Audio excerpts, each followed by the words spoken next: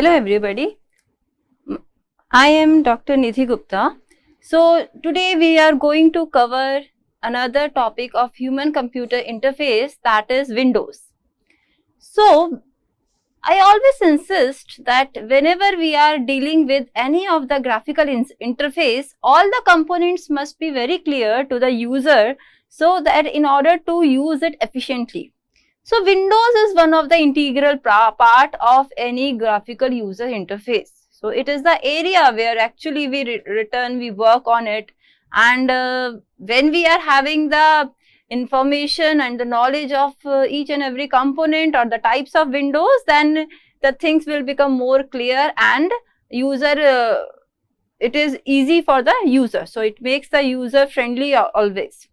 So let's start with the windows. So a window is an area of the screen that contains a particular view of some area of the computer or some portion of a person's dialogue with the computer. So it is actually the area on which we work on. So the navigation goals, when we navigate from one windows to another, there are some goals. So these are the well-designed navigation system facilitates a quick and easy navigation between components whose structure and relationship are easily comprehensible. So for the users, answers to the following questions are very informative and must be obvious. These kind of questions like, where am I now? So if it is in a window, then the user must be knowing that on which window I am currently working on, where did I come from which window I switch on this window, and where can I go from here. So from this current window, what all different windows I can move on, because of what all navigation is provided by this window. So how can I get there quickly? So there are any shortcuts or anything else. So all these things the user must have the answer when it is dealing with the windows. So the general system navigation guidelines include the following. So the guidelines include the one of the menu navigation aids that we are having.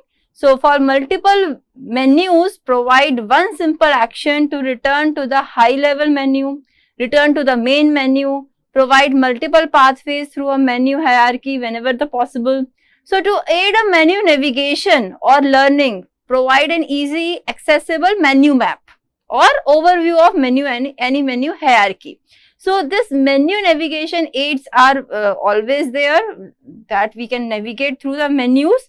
So look ahead at the next level of choices, alternatives that will be presented when a currently viewed choice is selected. So all these navigation aids, navigation history maps need to be provided so that the user must be familiar with the navigation from the current window. So similarly, we are having a website navigation. In designing a website navigation scheme, there are two things to be taken into consideration. The first is that never assume that a user know as much about a site or a site designers do. So we need to specify it. Means any page can be an entry point into the website. So obviously this is different from the actual normal interface and normal screens that in the website we can enter to any of the pages. So website navigation design includes the website organization, that is dividing the content into logical frames, units or chunks, establish a hierarchy of generality or the importance, and the component of the web navigation system to move between website information fragment necessary to create the navigation links. So the general guidelines are: make sense in the absence of site context, be continually available, be obvious, distinctive.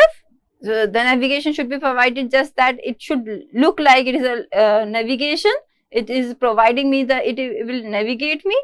So be consistent in appearance, functions and ordering, possess a textual label or description, and offer multiple navigation paths. So all these things are very necessary when we when we place any navigation symbol or navigation button on the website.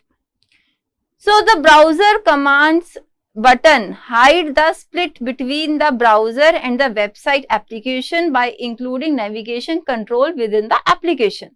So the website navigation bars provide a global navigation bar at the top of each page, as we can see in many of the websites.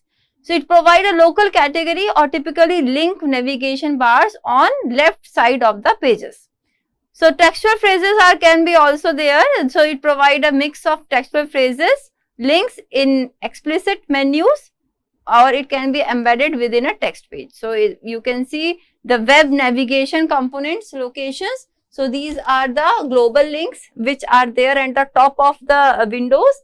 Local links may be on the left, and minor links are generally at the last, as we can see in many of the websites. And this is the textual explicit list navigation bars. Over here it's written in the text: home, product, services, support, download. So over here iconic or graphical symbols are used with the text, just like mail, calendar, instant messenger, and so on. So these are the different types of navigation bars, textual and graphical, that we can use on the websites. So graphical images are the command buttons. It may appear in an array, as we can see over here. They are appearing in the form of arrays and in the form of navigation bar, or be individually located at the relevant points in a page. So both graphical images and command buttons both can be located. So the slides mainly includes the Windows characteristics, Windows components, Windows presentation styles, the types of windows which are available, organizing Windows system functions, window operations, web system frames, and pop-up windows. So the Windows characteristics is an area on the screen, usually the rectangular in shape. As we know, we are working on the Windows many times, and it is defined by a border that contains a particular view of some area of a computer or some portion of a personal dialogue with the computer. It can be moved and rendered independently on the screen. So the windows are having few of the things which are necessary on the windows, just like a name or title, size in heights and width. It may vary from window to window. Only active windows can have their contents altered one at a time. So the window on which we are working on, we can only alter the content of that window only. So a window can be partially or fully hidden behind another window. As we can see, where we are working on, whenever we are working on more than one windows, we usually see one is the active one and another one is disabled for some time. So information within a window may be extend beyond Windows display area. Presentation is arranged in relation to other windows. Methods for manipulation of the windows on the screens. So it's highlight, that is the part that is selected. So obviously when we select whatever part, it gets highlighted, others get disabled.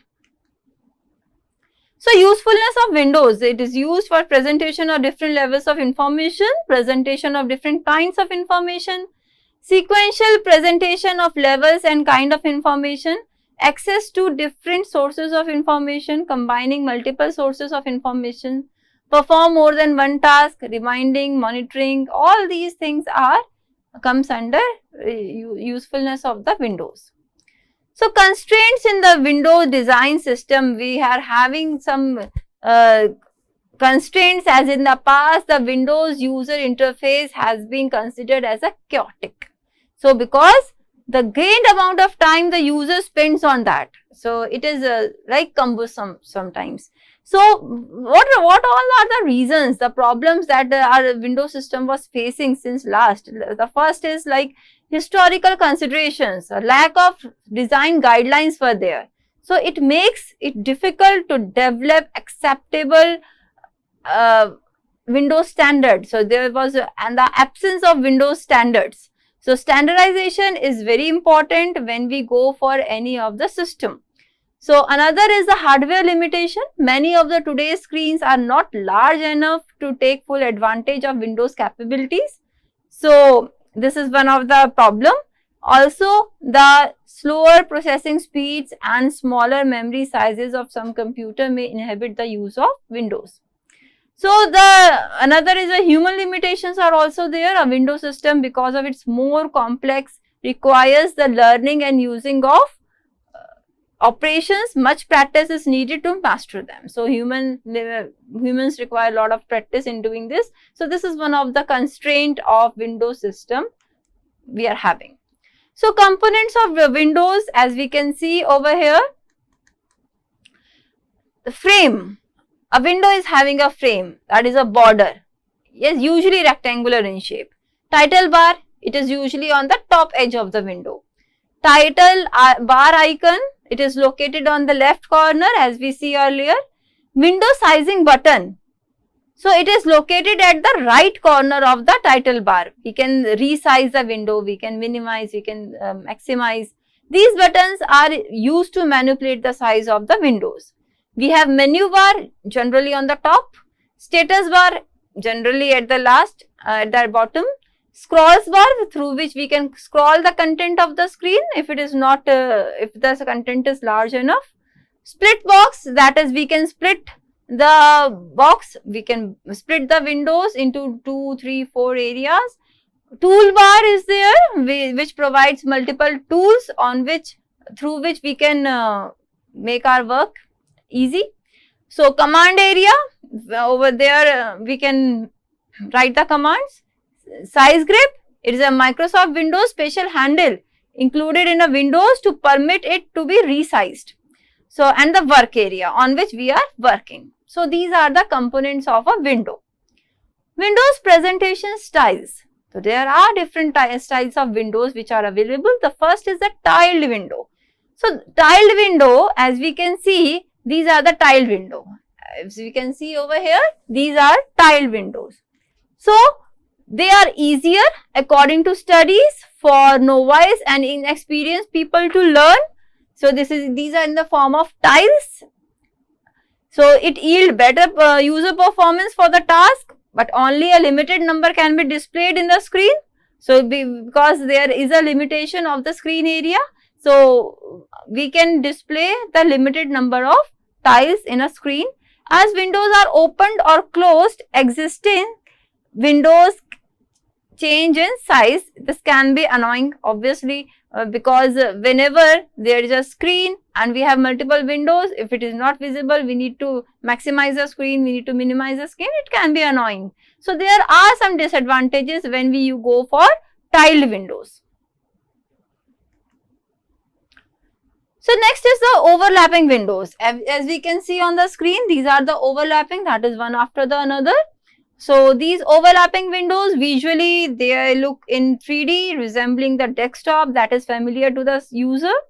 Windows can maintain large size, windows can maintain consistent size position, they are operationally much more complex than tiled windows. More control functions require greater user attention and manipulation. Windows themselves can be lost behind other windows and be resumed not to exist. So, we can see over here another kind of window style, that is cascading windows, that it is also one after the another. So, these are the special types of overlapping windows. So, over here the one property is that in this no window is completely hidden. We can able to see every windows because they are cascade one after the another. So, bringing any window in the front is easier in this case. So, it provides simplicity in visual representation. So, use tiled windows generally for single task activity. When we go for any single task activity, we can go for tiled windows. It is easy, simple. Data that needs to be seen simultaneously, we go for tiled windows, but obviously the problem is with the size. Task windows requiring little window manipulation and inexperienced user can easily use that. And overlapping windows need switching between the task. When the tasks are such that we need to switch between these two tasks, we go for overlapping windows. Generally in normally on Windows, MS Windows we work on, then many times we have seen when we open multiple windows, it is just like overlapping. Many of the times by default it is overlapping, so it is one on the another. So task necessitating a greater amount of Windows manipulation. So overlapping windows are generally used for this. And the experts, these are for experts or in experienced user, unpredictable display contents. Now, the type of windows. We have primary, secondary type of windows we are there. So primary window should present an independent function or application. It is used to present constantly used Windows components and controls. So used for presenting information that is continuously updated and just like date and time. So we can use primary window for that, often called main window or application windows. Do not divide independent function into two or more primary windows. Secondary windows are dependent one. These are dependent on the primary windows. It can only be displayed from a command on the interface of its primary window, and independent secondary can be opened independently of a primary window. So these can be a property sheets. We will come to the property sheets later on. So Microsoft Windows possesses several types of secondary windows as well.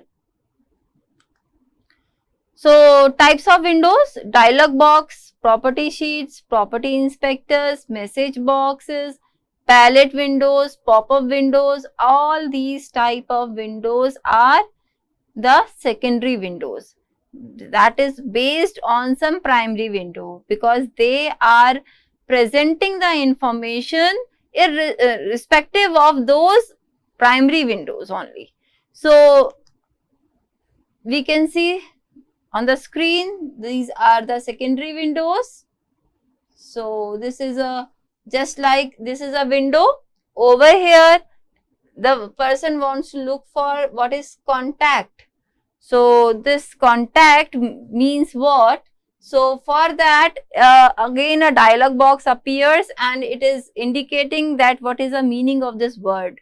So independently, this is not having any of the meaning.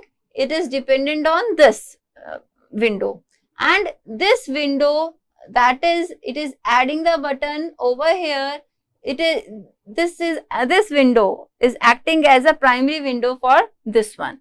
So this is like we are having multiple secondary windows for a primary window. Now, one of the important property of the windows are modal windows or modeless windows. So what is modal windows or modeless? So modal windows will not permit interaction with any other window until the current dialog is completed.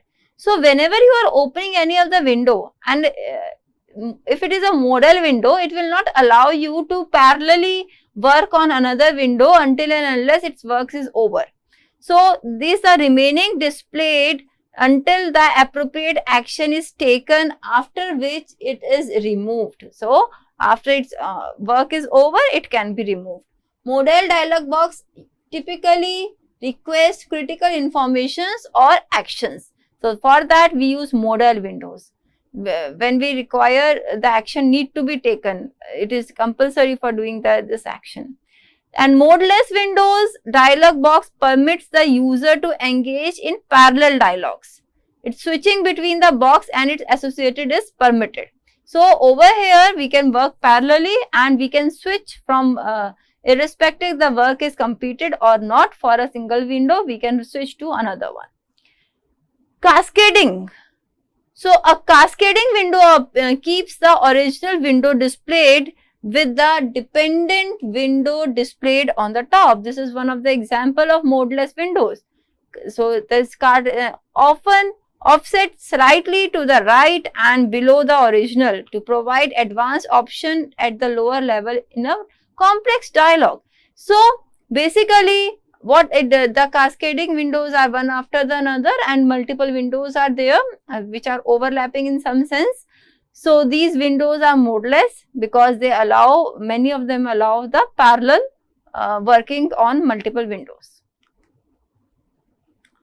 So another is title bar for unfolding. Unfolding windows, sometimes called expanding windows, are generally used to provide advanced options at the same level in a complex dialog.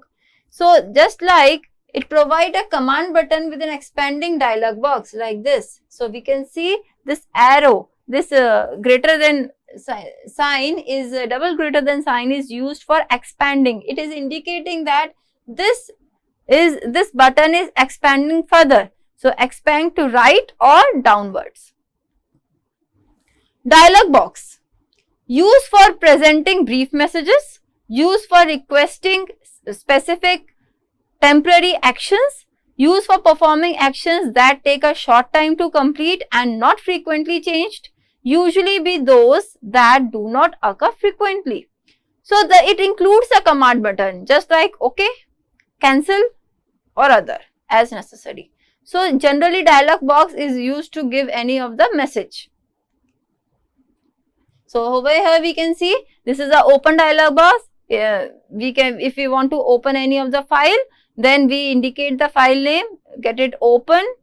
This is one of the dialog box, and it is obviously it is a secondary one.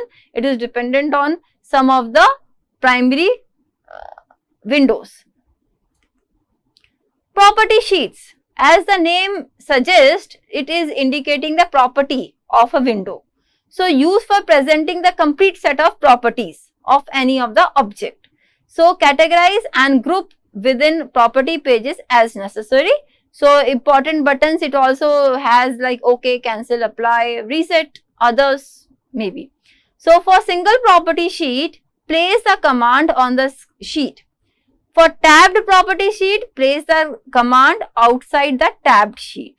So we can see just like over here, this is a property sheet. Which property it is basically indicating? So it, as we can see that it is indicating the date and time property of any of the system. So computer system. So over here we can change date and time, and we can see the command buttons which are available: OK, cancel, apply.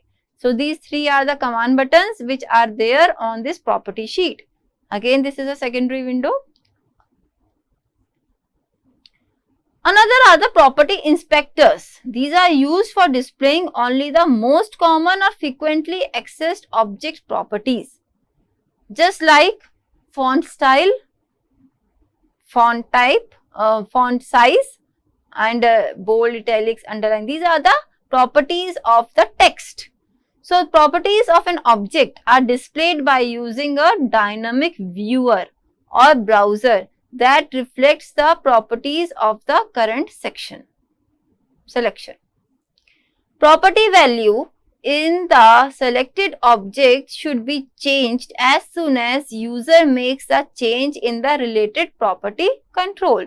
So obviously whenever we change this text property, the corresponding text gets changed as indicated in the property text properties. Message box. If a message requires no choices to be made but only acknowledgement, include an OK button and optionally a help menu. If the message requires the user to make a choice, include command button for each option. Include OK, cancel buttons only when the user has the option of continuing or stopping the action. Use yes or no button when the user must decide how to continue. If the choices are too ambiguous, label the command button with the names of specific actions. So let's see this. An example, it is showing the save and delete. So over here, as we can see that this is a message box, and this message box is containing, it is uploading a one of the link, and over here a command button is there for stopping. Okay, so this is one of the window. secondary window obviously. Similarly,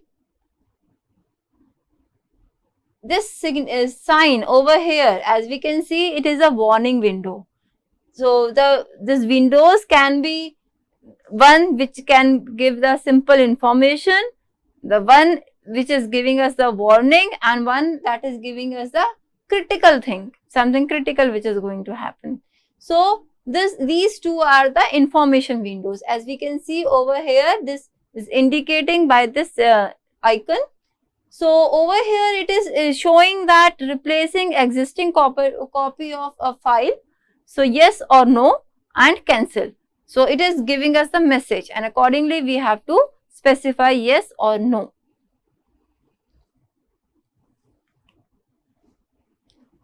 Palette and pop-up windows. So do you know what is palette? So palette windows are modeless secondary windows that presents a set of controls. So palette windows are modeless, means that we can work in parallel with another windows as well. So it doesn't require that the palette windows should get closed first and then we go for another.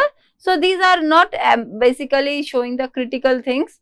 So these palette windows are modeless and are distinguished by their visual appearance, a collection of images, colors or patterns. This constitutes a palette. The title bar of a palette window is shorter and includes only a close button. Use pop-up windows to display additional information when an abbreviated form of information is the main presentation. Textual labels for graphical controls should be used. Context-sensitive help information should be there, and pop-up windows do not contain standard secondary windows components such as title bar, close bar. So these are not included in the pop-up windows. As you can see, they are normal windows, but it is not having any status bar or any other menu bar over there. So as we can see, the palette and pop-up windows over here, this is a tool palette. It is showing the images of various tools which are present, and if it is there present on the screen, then we can pick up and we can do our work, just like paintbrush, this eraser, and everything is color is there. Similarly, shapes are also provided.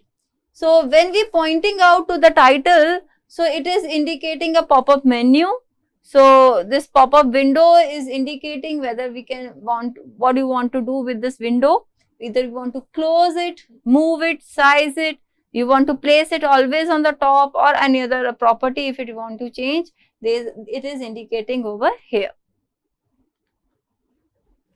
So Windows management is very important. Now we have single document interface and multiple document interface. In a single primary window with a set of secondary windows, so we used to say that it is a single document interface. A multiple document interface is a technique for managing a set of windows where documents are opened into the windows.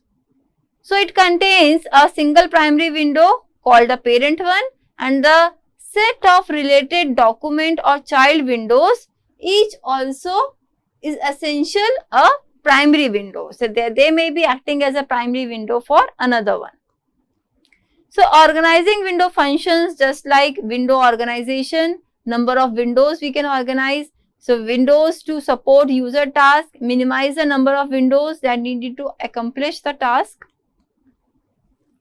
So Windows operations are there. Active windows. A window should be made active with a few steps as possible. Windows visually differentiate the active window from the other windows. Opening a window, provide an iconic representation or textual list of available windows. If more than one object is selected and open, display each object in a separate window. Designate the last window selected as a active window. So Windows operations, as we know, we can do the sizing of windows, provide large enough windows to present all relevant and expected information for the task. Windows placement should be positioned the windows in such a way that it is entirely visible. Windows separation must be clear, precise, window from the background of the screen on which it is appearing. We can able to move a window, permit the user to change the position of all the windows. These are all the operations that are possible. We can resize a window, permit the user to change the size of primary windows. So all these things we require when we go for any of the building of any of the interface that constitutes the multiple windows. So thanks for the today's session. Thank you.